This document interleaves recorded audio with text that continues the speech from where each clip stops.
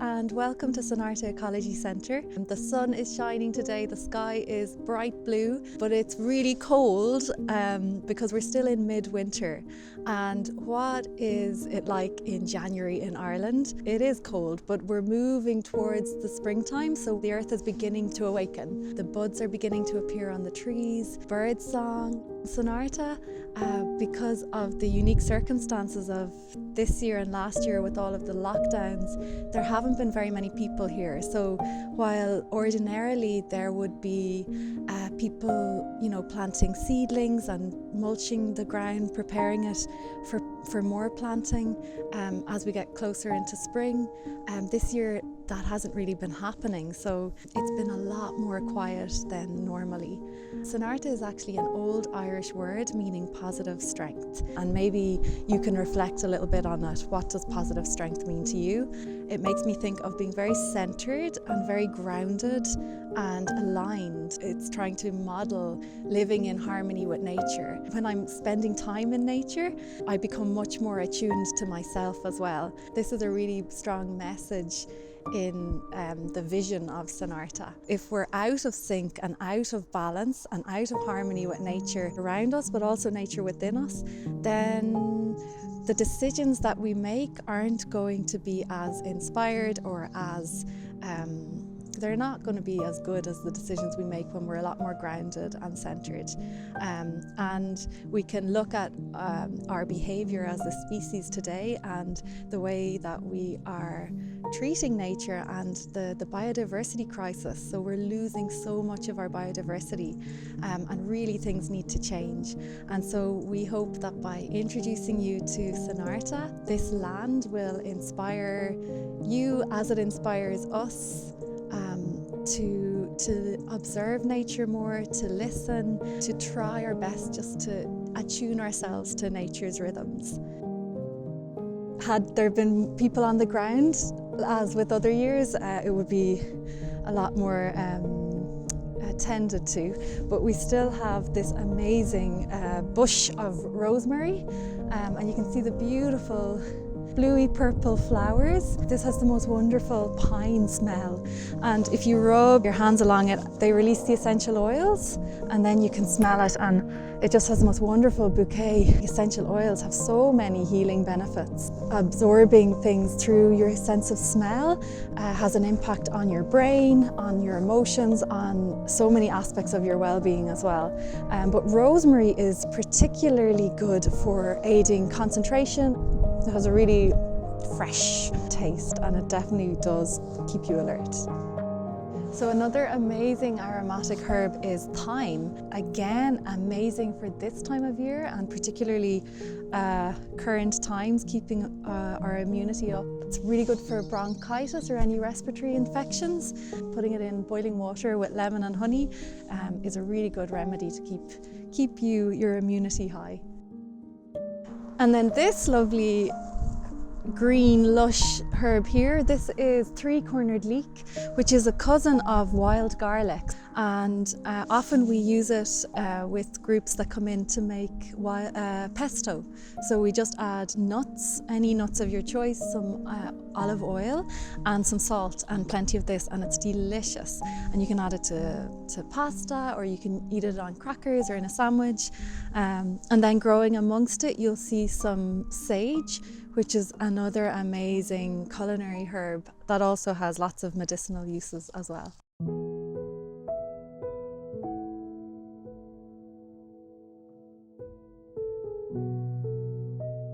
So here we just have some of our seedlings growing. So this is plenty of rocket that will be ready to be planted out in the polytunnels. Plenty of kale growing, different varieties of kale.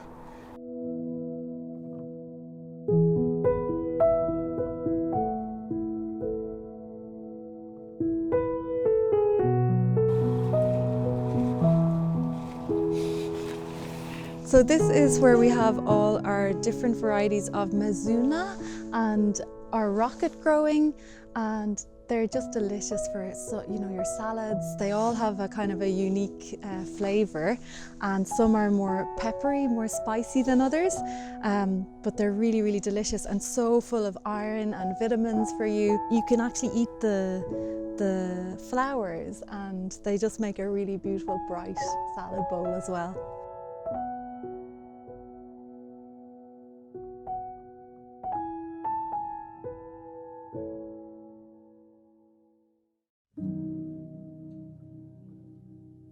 Being here and doing the work and enjoying the whole atmosphere. It rains and sometimes it's cold and sometimes it's all the things you don't like. You can wonder, is it ever going to grow again?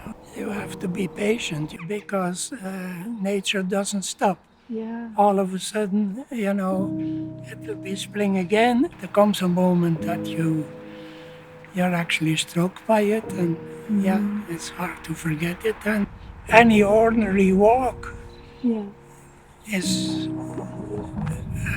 an entry to that, is a possibility. Just have to be open and just look. This is an outside growing vine, but it's on a south-facing wall, so it gets a lot of sun.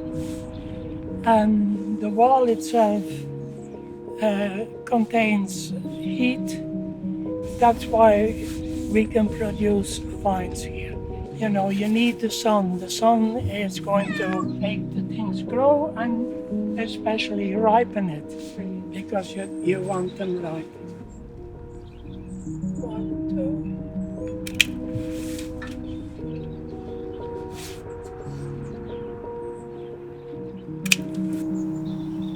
1, 2.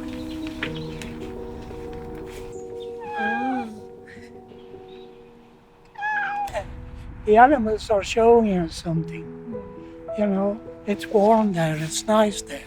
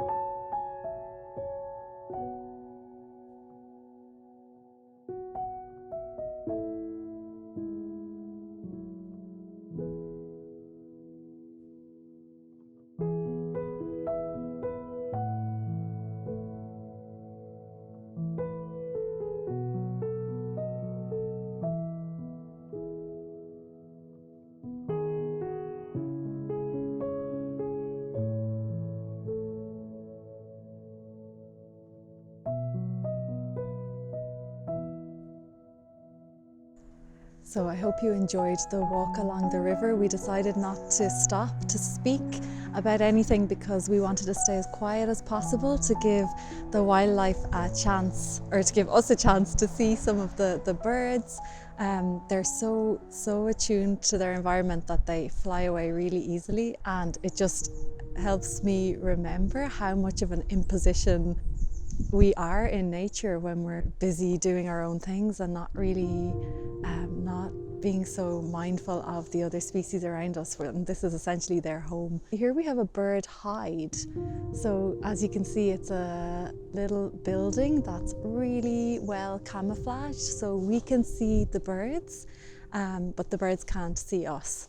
And lots of people come here with their binoculars to do some bird watching, and this River Nanny. It's a protected area, first of all, and it serves a huge variety of wildlife, of bird species, and lots of migrating birds come here, because also it's where two different ecosystems meet. So you have the seawater flowing up from the sea, and then you have the fresh water of the river. And so where they meet, that brings a lot of biodiversity. So it's an amazing feeding ground for these birds as well.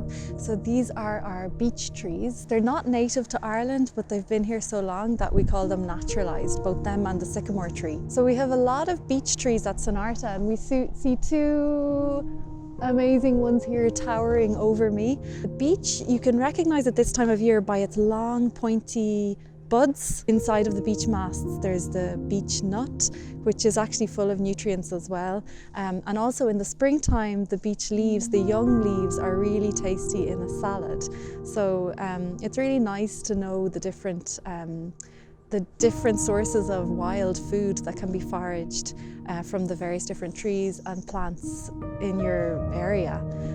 And this is knowledge that a lot of our ancestors would have had, and that possibly would have allowed many people to survive the famine if they had a wider knowledge of their ecosystem and the food that it provided for them. So just below the beech tree, you'll see the hawthorn tree. So again, this time of year in January, much of the trees are bare, so it can be hard to identify the trees, but you'll see some red berries still hanging on to the hawthorn tree there.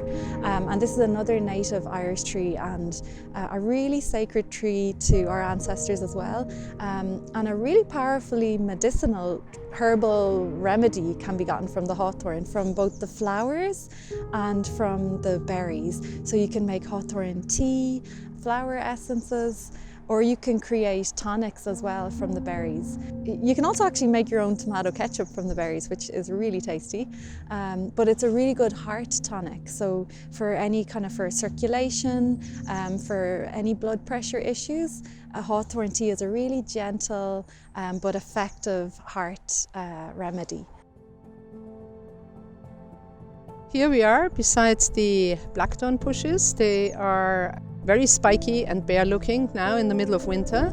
In May they come out with an abundance of tiny little white lovely flowers, and this year there was an abundance of fruit. The fruit is tiny, it's the plum family. They are purple, and if you stick one in your mouth it will be extremely bitter. And this is also the same bush that the trusty shillelagh is made of. What I love about some of all the old stories and traditions relating to the trees and the superstitions around not, damaging them, or, for fear of what the fairies would do, or that, bad luck would fall on you, was this deeper level of respect and reverence for the tree and the sacredness of the tree, but also all of the life that the trees support. People understood this, but today it's like we've forgotten, or we don't think about, when we see the trees, all of the life that they support.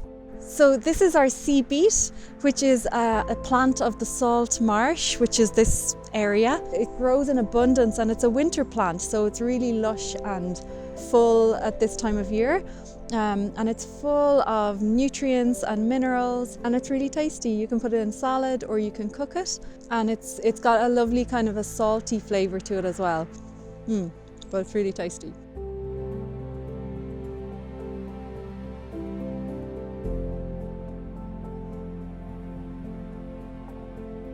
So it's worth mentioning the holly as well this time of year, because it's an evergreen and it stays vibrant all year round. So particularly important to have that greenery when all of the rest of the trees are bare in winter.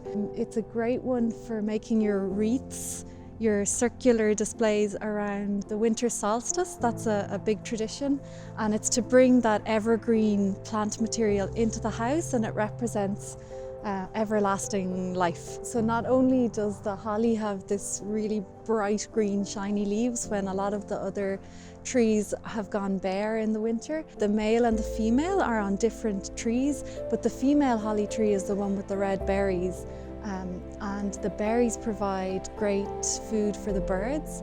Now, the thing about the hollyberry is that it's quite toxic. Well, it's definitely toxic to humans, and to birds it also has a level of toxicity. When the frosts come in winter and the weather is really cold, it breaks down a lot of the toxicity, so it allows the birds to feed on more of the berries, but they can only feed on a couple at a time, so they have to kind of go back and forth, which is actually really good as well for spreading the seed of the holly.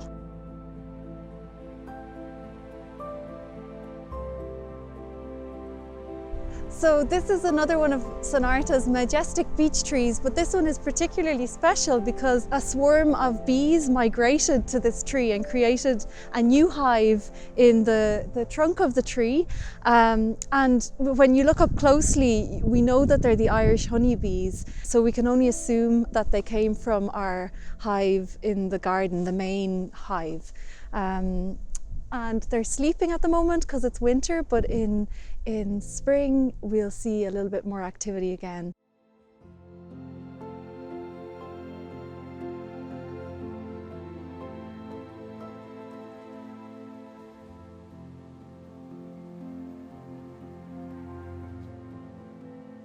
This here, believe it or not, is a national monument and protected by law.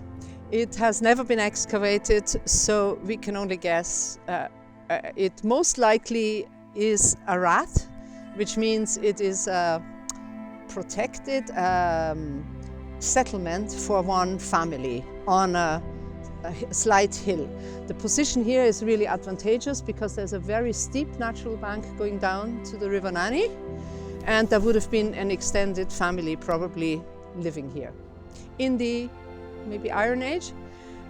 The reason it is so hollow in the middle is that in later centuries people quarried the site for stone. So probably some of the walls in the buildings further down have been built with stones from this monument here. And the purpose of the rath, the enclosure, would have been to protect the settlement and the animals from wolves in the winter, and then in the summertime to protect the vegetables that they were growing within the enclosure from cattle trampling on it. What's really special about Sonairte is that we know that there's 2,000 years of self-sufficiency and sustainable living on this site. They would have been particularly lucky because of the fish that they could have gotten from the River Nanny as well.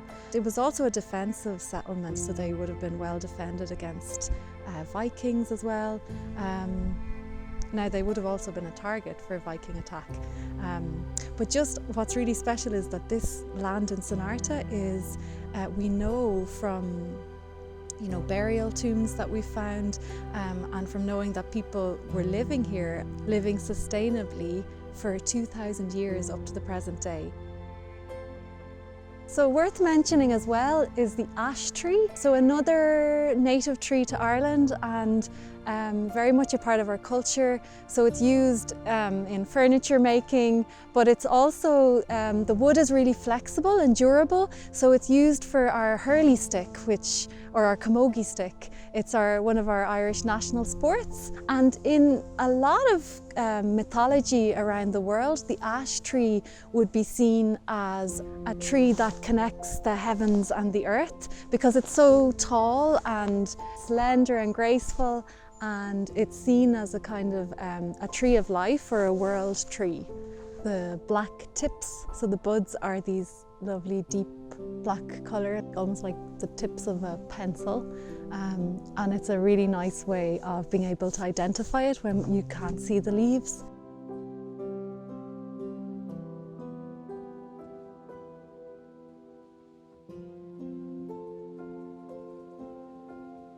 We couldn't leave Sonairte without speaking about the elder tree. For our ancestors, it was a really sacred tree as well, but it was also incredibly useful for medicine and also for culinary uses. So you have the beautiful umbels of white flowers. They can be used for elderflower champagne, for lemonade. You can also pickle them. And then they turn into these beautiful deep purple berries. You can make really amazing tonics from the berries that are really good for colds and flus, for any kind of respiratory issues. for boosting the immunity, and it's also a really good tonic for the heart. And like all of these herbs, they have so many uses, medicinal uses and culinary uses.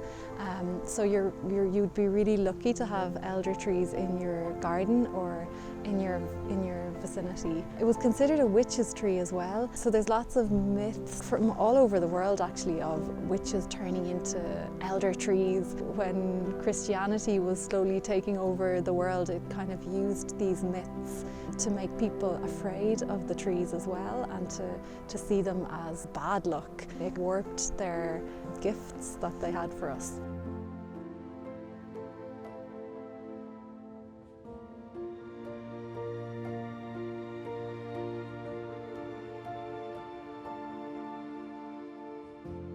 So this is our demonstration composting area. Composting is so important. So rather than your food waste going to landfill, you're essentially creating really highly nutritious and humus-rich soil that can be used to nourish your plants and your vegetables. Everybody should have access to a home composting system, and there's a variety of different types of composting containers that you can have. There's 5 essential things that you need to think about. So you need to ensure that the moisture level is perfect, that you have a good balance of green material, your food waste, even grasses, and your plant material, and then a balance of brown material as well, which is your carbon, which can be brown cardboard, leaf mulch. So that balance is really important because that gives you your carbon and your nitrogen. You need to make sure that the size of the compost system allows enough air to be circulated throughout it. You also need to be able to rotate the compost, so to turn it around to get that air through it and to stop it from overheating. And then you have all of your different bacteria and microbes that are working away, transforming that food waste into really rich soil and humus. Vermiculture, using worms to help you with your composting, they work through the food much more quickly, but they're a special type of worm called tiger worms. You just need to mind them to make sure that they don't get too wet, they're nice and healthy, and that they're getting enough good food waste to keep them going.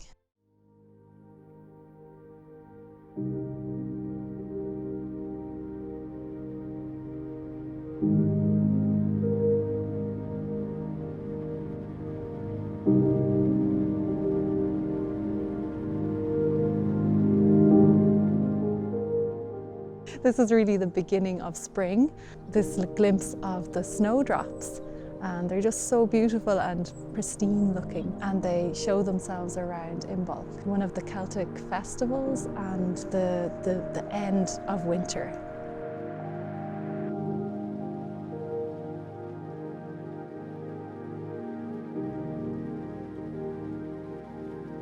So this is our walled garden, and it dates back from the 18th century. You'll notice the wall on the left-hand side of the garden is slightly higher than the wall on the right, and that's to block the sea breeze that comes in from that side. The walled garden really helps this garden to retain its heat as well. We have 27 varieties of apple tree. We have some pear trees as well and some plum trees, but these apple trees date back to the 18th century, so some of them are as old as 150 years, so between 75 and 150 years, and you can see that some of them are like propped up by stakes, but they still every year have this really abundant supply of apples.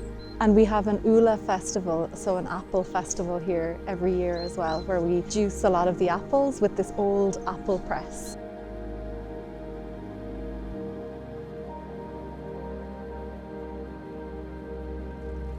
So we've had a chance today to meet some of our native trees here at Sonairte. One of the trees that we didn't mention is the oak tree, another really important tree that houses or is home to so many different species, insects, wildlife, bird species, lichens, mosses. It's an incredible ecosystem in itself. And it's worth remembering as well that in Ireland, In ancient times, we were a completely forested island. There's people who say that we are a people of the forest, but we've lost our forest. They say less than 3% of our native woodland is left. You can imagine all of the biodiversity that the woodland supported and the life. The majority of that destruction of the woodland happened during the colonial conquest, when Great Britain cut down a lot of our ancient oak forests, especially because that was such prized wood, and used it to build their fleets of ships. It's worth remembering that we were a completely forested island, and that it would be an amazing thing to do to reforest any bit of land that we have, to plant more and more native trees. Okay, so welcome to the bee bowls of Sonairte. What is nowadays Sonairte was a country estate of a Dublin solicitor in the 18th century. It had 3 courtyards, a walled garden with a heated glass house, a pigeon tower, a dairy, stables for animals, and also this. Bee bowls were common enough at that time. Every bigger house in the country had them. They were mostly, though, and most usually in little niches on the south-facing wall of the garden. And bee bowls are for overwintering the bees. When they are hibernating, when they've done their work, when they've gathered up all the honey and they are going to sleep. This is a skep. So it's a straw made from coiled straw, a beehive. That was the traditional beehive. Nice and warm. However, had a big disadvantage that when you wanted to get the honey out, it was quite a job, and more than likely would destroy the skep, and you'd have to make a new one. Sometimes you'd also lose the bees, actually. So over here, this is then a modern beehive, which is visually not as attractive, but much more practical. So if you open this up, inside there is several tiers. Here's the flight hole where they go in and out, just like in the skep. But then you have several tiers of these boxes, and inside it are these frames. The beekeeper gives the bees to suspend their honeycomb in. And you can see the honeycomb. And this honeycomb has been used as a nursery. So you can see here are some large cells which house future possible queens, and then smaller ones where no eggs have been laid. In winter, the bees are hibernating. So they go into a half sleep, and thousands of bees make a cluster over the central part with the queen in it, where also the honey and nectar and pollen stores are. And they keep the hive warm permanently at a constant temperature by shivering their wings, protecting their queen. So you all know that bees are under threat. There isn't only just bees that make honey and live in hives and in highly, highly organized colonies like this. But there's also many other bees that live solitary lives, but they're equally important as pollinators. So there's about 80 bumblebees and solitary bee species in Ireland, quite a few of them under threat and in decline. So look around you, see what you see in your gardens where you live.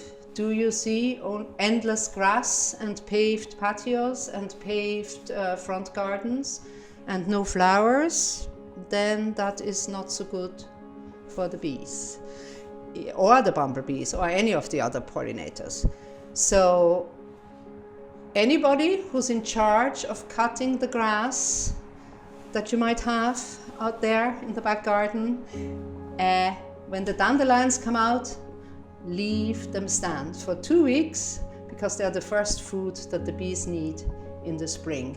Between the 3rd or the 5th mouthful that you eat has been made possible by the pollination of a bee. So we can't replace that. It's dangerous to lose them all.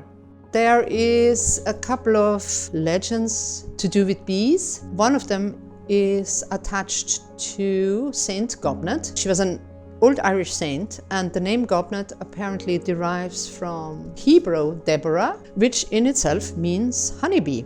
So there is the first link to the bees. You also can see in the image, she is surrounded by bees. Saint Gobnet was reputed to be a great healer using honey. She has a holy well and quite a big monastic settlement down in Ballyvourney in West Cork, and people still go there to gather the holy water from there. The picture is a stained glass window by a famous Irish artist called Harry Clarke, and it is a big window in a chapel in Cork.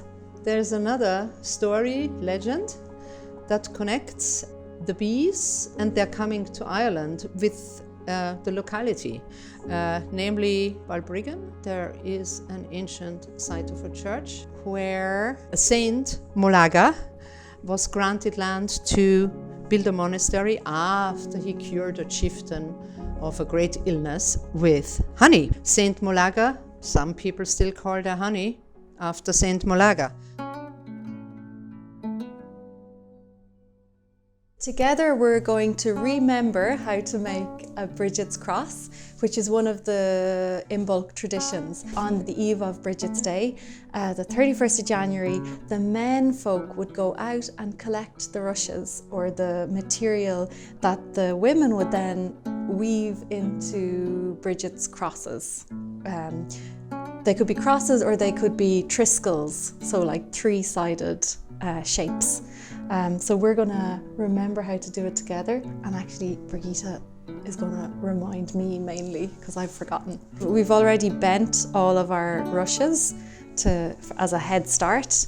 So you start by hooking two together, so they look like that, and then you take the next one and you bring it up. The thumb on the middle. You put your thumb on the middle. Turn it. Then you take your next reed or rush and you go up again. And then you turn it again to the right. So you're turning to the right. And then you bring like the sun, nice. And then you put the next one up, turn to the right again, like the sun, our solar cross, reminding us of the light returning to the earth. Longer days. And it goes up and then to the right again. So it's so easy peasy when you remember how.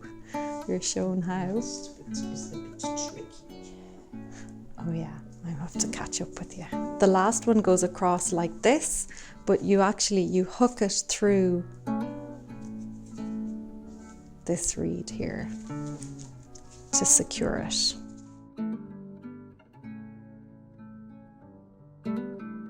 So sometimes these traditions or rituals might seem strange to us in modern day, but if you kind of research them a bit more closely, or if you were to do a kind of a project on them, you can often see the wisdom in them.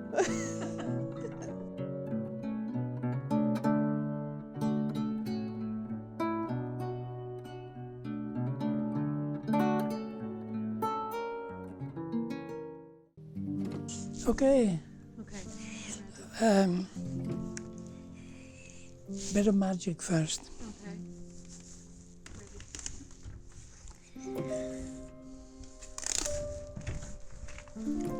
So now, Nicola, these are seed potatoes. Potatoes are growing from potatoes. It's as simple as that. And we're going to spread these out. And the idea is that we're going to bring them in a nice warm place, and then they will grow some sprouts. They will begin to sprout, and that helps us when we are looking for early potatoes. That gives us an advantage. We'll be planting them in early March, as all good Irish people. On the 17th of March is the best time. We'll be planting them before that, of course, are not that good anymore. But yeah, they'll be finished very late June, early July, depending on the season. That's it. And this is a variety called Vita Bella, and it's an early variety, fairly blight-free, because in our organic system we don't spray for that. We don't. We have no chemicals, modern chemicals to spray for that, except a little bit of bluestone, which is a copper sulfate. That is the way we do it. Not too many layers. Let them expose to the sun now and the heat, and up they'll go. They will grow naturally in the ground through the heat of and the warmth of the ground. They'll do that. And they will sprout themselves, and the sprouts will come up.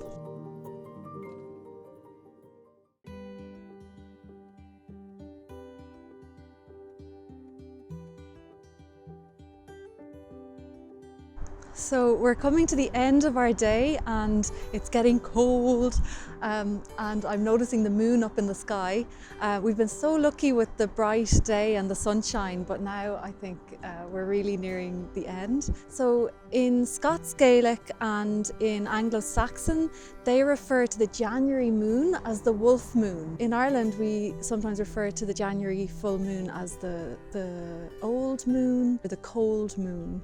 So just another kind of way of seeing January really as midwinter. I want to just refer to the Celtic wheel of the year. So this represents all of the ancient festivals throughout the year that our ancestors would have celebrated. Throughout the wheel of the year, across the 4 seasons, spring, summer, autumn and winter, throughout all of the months of the year that you see represented on the outer wheel, 4 seasonal festivals, and then 4 cross-quarter days. So you have the winter, the summer solstice, the autumn and the spring equinox, and then you have the 4 festivals, which are Imbolc on February 1st, Bealtaine on May 1st, Lunasa on August 1st, and then Samhain on October 31st. And all of these different festivals would have had celebrations and rituals that would have really helped our ancestors to remember and to really honour the different phases of the year. So in Lunasa would have been the celebration of the harvest, when all of the berries would have been full. We would have brought in all of the ends of the vegetables from the year. Then in Samhain, it's beginning to get really, really dark, and it's the kind of going into the quiet phase of the year, towards winter, and we're thinking about death, we're thinking about decay, and that kind of whole cycle of life, of birth, life, death, and rebirth. So Samhain is going into the death part of the year, and then we move from where we're at now in the year is between winter solstice and Imbolc. So we're moving from the darkest night in the year that was mentioned earlier on December, between 21st and 23rd of December, and we're moving towards spring. So Imbolc is an old Irish word that means in the belly, and it refers to the ewes, the sheep, the female sheep being heavily pregnant around this time of year. The symbol there is of creativity, of blossoming life, of like possibility and dreams coming to fruition. So it's a really good time of year to reflect on what are those dreams that you hold dear to you. Just like the earth is like getting ready to bring forth all of its creations when the days get longer and more heat comes back into the earth. But the same with yourself, like what kind of creations do you want to bring to fruition this year? So it's a really good time to think about that. And Imbolc here as well on the 1st of February is there are goddesses and deities connected with these different times of year. So the goddess For Imbolc is Saint Bridget, or the goddess Bridget, who later became a saint or was morphed into the saint. She represents sovereignty, your own inner power and control over your own life and your own destiny. And she was also the goddess of healers, of childbirth, of poetry, creativity, and of the home and the hearth, so the hearth fire. And actually one of the lovely traditions around Bridget's Day, or Imbolc, February 1st, is you can light a candle in honour of the goddess Bridget and all that she represents that we've spoken about already. So this is another representation of the light and the light coming back.